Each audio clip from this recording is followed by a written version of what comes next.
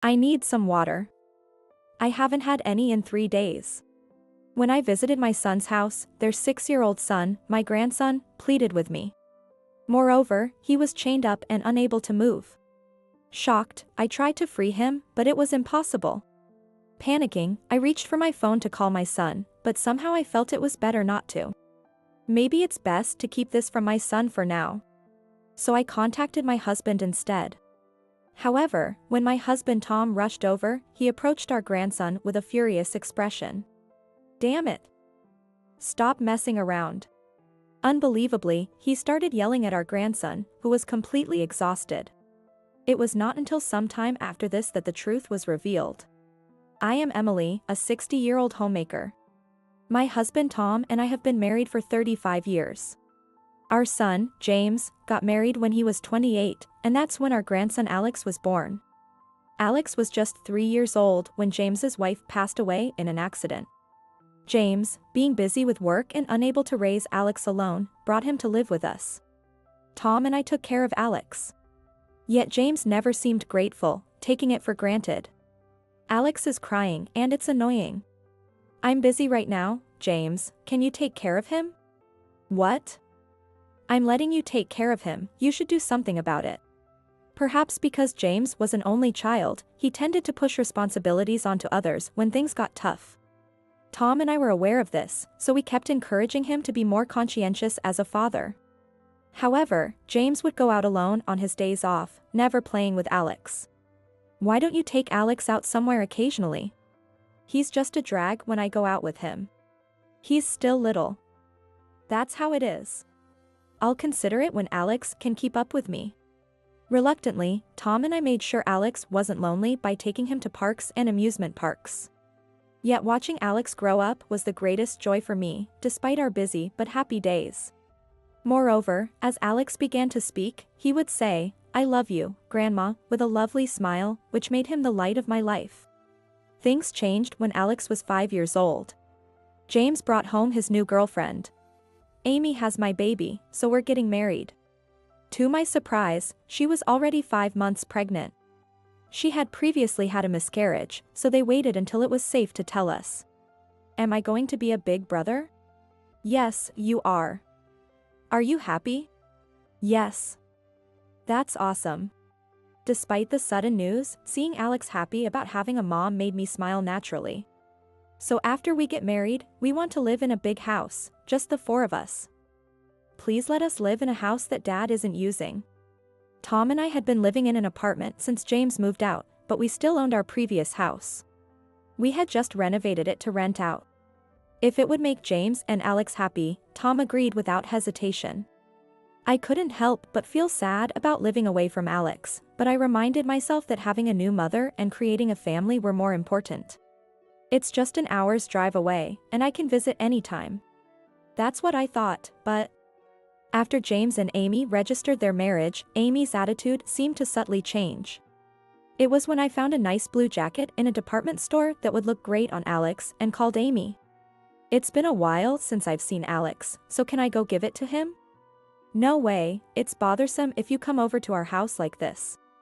"Oh, you're not feeling well, are you? Are you still having morning sickness? Can I help you with anything? You're so pesky. Seriously, you're annoying." "What?" I was shocked, thinking I had misheard, when suddenly the call was cut off. I tried to contact them several times afterward because I was worried about Alex. But each time they made up some excuse to prevent me from visiting. Moreover, her attitude gradually became more irritable. I wonder if Amy dislikes me. Don't expect a mother-in-law to be welcomed. One day, I discussed it with my husband Tom, but he was quite blunt in response. "It looks like I won't be able to see Alex anymore." A wave of sadness came over me, but perhaps she was just being nervous about her first childbirth. So, I refrained from contacting them for a while. 2 months later, I heard that Amy had given birth to a baby girl.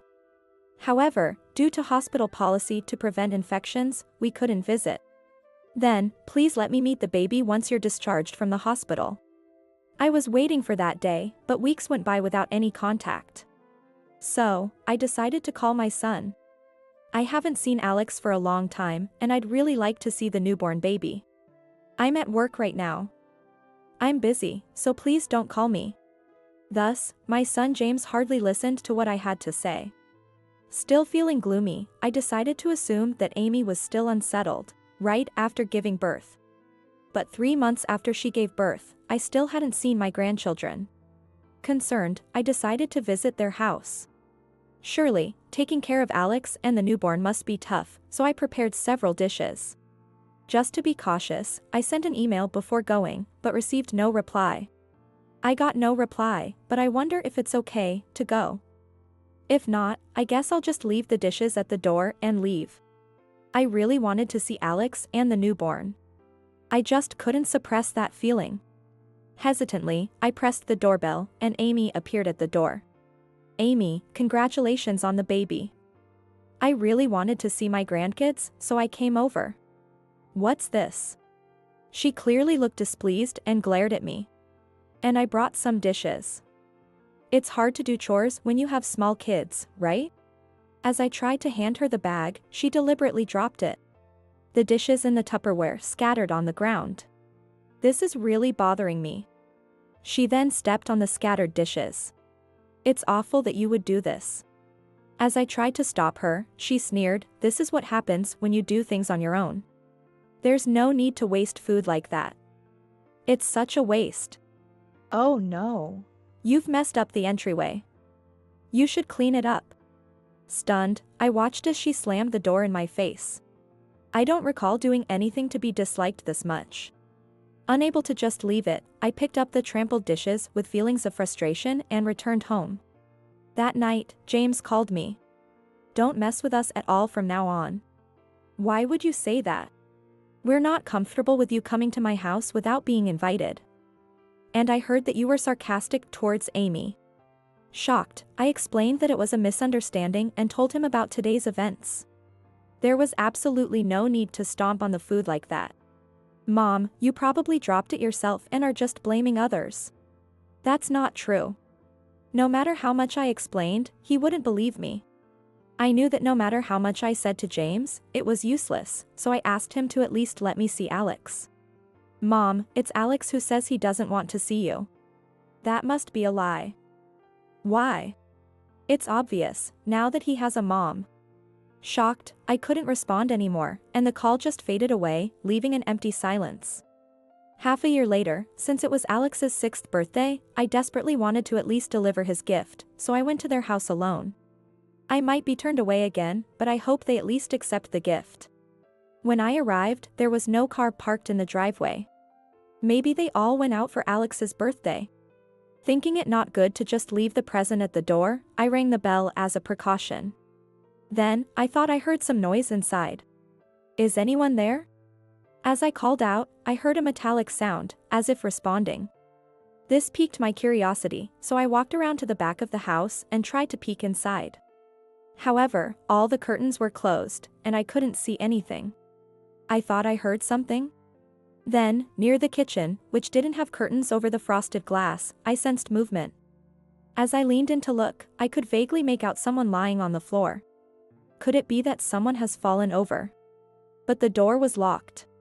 At that moment, I remembered that I still had a key to the house, as it was originally where we lived, and I had kept the key on my key holder. Slowly, I unlocked the door and entered, hearing faint groaning sounds. "Who's there? Are you okay?" Cautiously, I walked towards the sound and found my emaciated Alex, collapsed in a corner of the kitchen. "Alex. What happened?" Noticing my voice, he slowly opened his eyes and looked at me. "I need some water. I haven't had any in 3 days." His faint voice and vacant eyes were haunting, and he was chained up, unable to move. Why is this happening? I tried to unlock the chain, but it was secured with a padlock and I couldn't do anything about it. I filled a cup with water and helped him drink. Where are Mom and Dad? They're not here. I thought about calling my son immediately, but seeing Alex's severely thin appearance made me feel that something was wrong. And I felt it was best not to let him know anything at this time. Instead, I called Tom. "Honey, Alex is in trouble. Come here quickly." Tom was nearby having a meal with a friend, arrived at the house in about 20 minutes. Alex, Grandpa is here now, everything will be all right. I was relieved, thinking that everything would be okay now, but then he approached Alex with a look of fury. Damn it. Don't mess around. I was shocked to see him start yelling at our listless grandson. What are you saying, Tom? I urged him to help remove the chains, but he only touched them briefly before inexplicably stopping. Why? Don't give up, do something. I felt frustrated at his puzzling behavior and scolded him, but he just left without saying anything. Grandpa hates me too. That's not true at all, Alex. He was just shocked. You are precious to us. But Daddy and Mommy said they don't need me. Tears welled up in his eyes, and as he looked so sad, I stroked his cheek. Alex was shivering with fever, probably because he had been lying on the cold floor, so I wrapped him in my coat and hugged him. I can't leave him like this. I was on my phone, making 911 call when my husband returned with a stranger. The man had a large shears-like tool in his hand, with which he cut off my grandson's chain. Alex, sorry about earlier. That was never meant for you. His harsh words were actually directed at James and Amy. He said it came out of his mouth because he couldn't forgive them for doing such a terrible thing to a little boy. When Tom apologized while looking into Alex's eyes, he nodded in understanding. Soon, the ambulance arrived, and Alex was taken to the hospital. At the hospital, he was diagnosed with malnutrition. It seemed that he had caught a cold due to the cold. In the hospital bed, his emaciated body was connected to many tubes. Seeing his condition was so heartbreaking that it brought tears to my eyes. Thanks to IV treatment, he gradually began to regain his strength and shared what had happened. We found out the son and his wife were behind it. Apparently, they had chained him up to prevent him from going anywhere and had then left the house, not returning for days. They're better off without me. Alex told us everything while crying. No, that's not true. You are very important to your grandma and grandpa. Tom and I gently stroked his hair and held his small hand. I will never forgive them for what they did to little Alex. Then the man who helped rescue Alex with Tom came to visit the hospital room. He was a friend of Tom, and he offered to help us. As we got more details from Alex, the full picture gradually became clearer. A few days later, I pretended to know nothing and called my son. I bought a birthday present for Alex, so I'm coming over to deliver it now. What? That's too sudden. Alex has a cold, so can we do this another time? Oh, is that so? Well, I'll take care of him. Besides, I've already arrived at your house. I knew they were supposed to return home that day, because I had seen it noted on the calendar on the wall. James was still saying something over the phone, but I pretended not to hear and hung up. While I waited at the front door, James's car arrived shortly, and my son and Amy hurriedly got out. Where have you been if Alex has a cold? We went to buy medicine. The house is a bit messy, so wait here. They went inside and closed the front door. I peeked inside their car and saw 2 large suitcases. I knew it was a trip. I wonder if they think this lie will work. I entered the house quietly, and inside, they were frantically searching for something. And James was still holding the chain in his hand. What's that? I pointed to it, pretending to be ignorant. Whoa, you scared me. How did you get in my house even though I locked the door? Because this house belongs to your father. That's why I kept the duplicate key. Taken aback by my response, he was speechless, but I ignored his reaction and pulled out a document from my bag and handed it to him. It was Alex's medical report from the hospital. Alex is currently hospitalized. What? I told them how I had found Alex chained up in the house 4 days ago and had taken him to the hospital.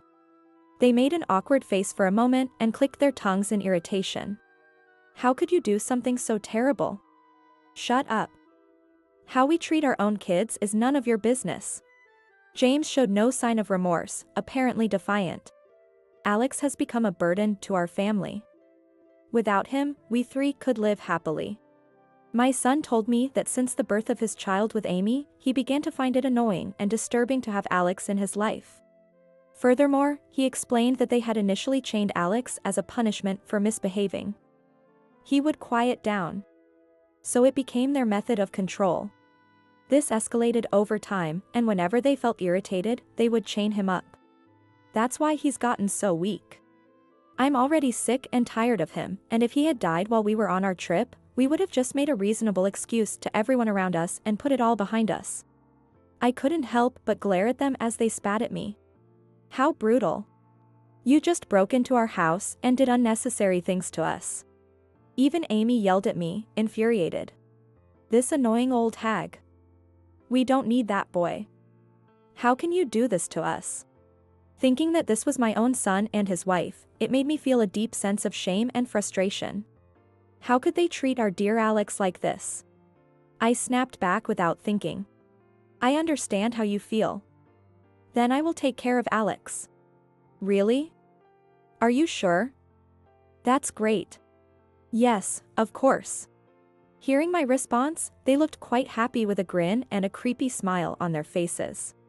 We should have handed him over to you sooner. Their sheer selfishness made me tremble with anger, and I wanted to slap them both. But I restrained myself. You really mean to let me adopt Alex, right? They nodded eagerly, thrilled in a cheer. As I opened the front door, a man suddenly appeared, causing them to look utterly shocked. This was the man who had helped cut Alex's chains. Who's this guy? This is David, a friend of Tom's. He's a lawyer. What? A lawyer? What does he want with me? It seemed they couldn't grasp the situation, so I calmly explained. He said that depriving Alex of his freedom and leaving him alone without food was a pretty serious crime. David nodded vigorously, and James's face turned pale. You threatening me? David had already heard the story from Alex and had begun preparations. We have photos as evidence, and the hospital has already given a medical report. The police have been notified. Suddenly, they began to panic and looked at each other. But there's no proof we did it. Attempting to find a way out, I pulled a voice recorder from my pocket. I forgot to mention, I've recorded all our conversations. James froze for a moment, but still was not giving up. But it's so crazy to get the police involved. He is right. And I still have a baby daughter to take care of. It's true. Don't you feel sorry for the kid? Despite having treated Alex so horribly, they now tried to use their children to escape the situation, which made me feel nauseous. No worries. I've already discussed everything with Amy's parents. Suspecting James and Amy had not taken their baby with them on their trip, I called Amy's parents. They confirmed that they were indeed caring for their granddaughter at their home. It's not possible. You're lying. Amy took out her phone and started to make a call, but no matter how she tried, the call was not connecting and she was getting frustrated. Your parents were very upset. They said they were going to cut you off, so maybe they refused to receive your calls. What do we do now? They were different just moments ago, now seemed lost and anxious. But don't worry. Your parents will take care of your baby. After all, you're going to be arrested by the police. Then James looked at me, trying to appease me with his eyes. What's the point of doing this to me, your own son, and having all this fun? I heard that you told your own son to die. Alex told me. James and Amy, unable to muster any excuses, just mumbled incoherently. Alex has been deeply hurt by this. I will never forgive you both. We won't do it again. Ignoring their pleas, I started calling the police. Seeing this, they tried to run away. Stop right there. You're not getting away with this. However, Tom was waiting at the door and managed to catch them both. It's low of you to ambush us here, Dad. Shut up, you fool. Tom's cheeks trembled with rage as he glared at the couple. With the help of David, they restrained them there and then. That's right. We are severing ties with you forever. It must be very cold to spend time in jail. We'll never do something like this again. We'll take care of Alex. Please, just let us go this time. The answer is no. Feel the cold and thoroughly reflect on what you've done. Despite their desperate plea to avoid arrest, there was no way I could forgive them. Subsequently, the police took them into custody. Due to the severity of their actions, they were charged with serious offenses. David arranged for their modest savings to be used as child support for the kids. Furthermore, we sold the house they lived in to ensure they couldn't return. With no money and no place to go, and cut off even by Amy's parents, their future looked bleak. I hope they fully experienced the consequences of their actions. Fortunately, children are resilient, and Alex recovered quickly and was discharged from the hospital. We formally adopted him as our child. My husband and I will raise him with lots of love and affection, so that he will feel happy every day. Now, I think I'll make Alex's favorite fried chicken today. He's sure to be delighted.